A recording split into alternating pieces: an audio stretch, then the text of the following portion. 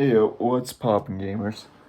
So, I saw the new James Bond movie recently, No Time to Die, and yeah, I just wanted to share my thoughts with it.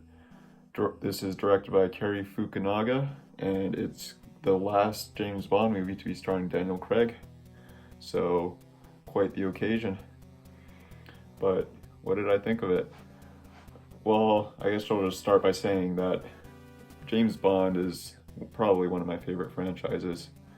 I haven't seen all of them, but most of the ones that I've seen most of them, and they're all just super entertaining and fun to me.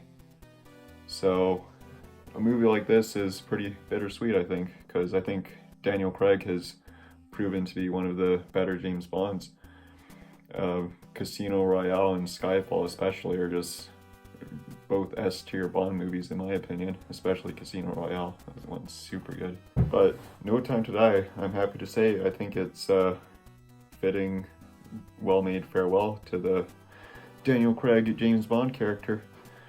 I think it was really well done from just visually, like the cinematography. I think it looked really cool. A lot of cool shots and nice editing moments, and I think this might be my favorite performance from Daniel Craig as Bond out of all the movies he's done. I think he just seemed to be having fun with the role. He was able to both like bring the charm of James Bond and also some of the more serious parts too. I think he absolutely nailed it. And all the other characters and actors were pretty solid too. I will say that out of all of them, I guess the weakest link for me would probably be Rami Malek as the villain. I forget what he's called. Trying to remember. I guess it's not super important, but I didn't have a problem with Rami's performance. I think he did a good job with the material he was given, but this villain just felt like a super typical James Bond villain to me. His opening scene, which is the opening scene of the movie, I thought was pretty cool and well done.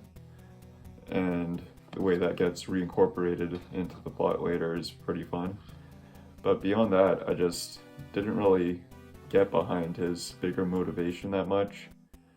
And I don't know, I feel like they could have done a little more with him.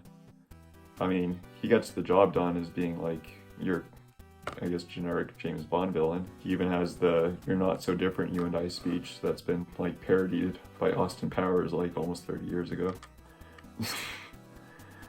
But the Billie Eilish song, "No Time to Die," I thought that was pretty damn good song. And also, man, that opening credit scene, that was super visually appealing. And yeah, just all the action in this movie I thought was pretty great. Lots of cool set pieces. You get your opening action scene. Without going into too many spoilers, you have your set piece where he's just driving his motorbike and spy car around, getting chased down by Spectre. Also one where he's just in the forest kind of fending for himself. I thought that was super cool. You have a super cool one take where he's fighting around a staircase. So yeah, lots of good shit in this movie. If you're going in it for the spectacle and action, you're definitely going to be satisfied. But overall, I think plot-wise, I mean, it definitely has its flaws. I mean, from a James Bond movie, you can't really expect something that's like super airtight. And yeah, this did have a few dumb moments. A lot of it coming from, I guess, just the villain's plan and motivation, which I can't really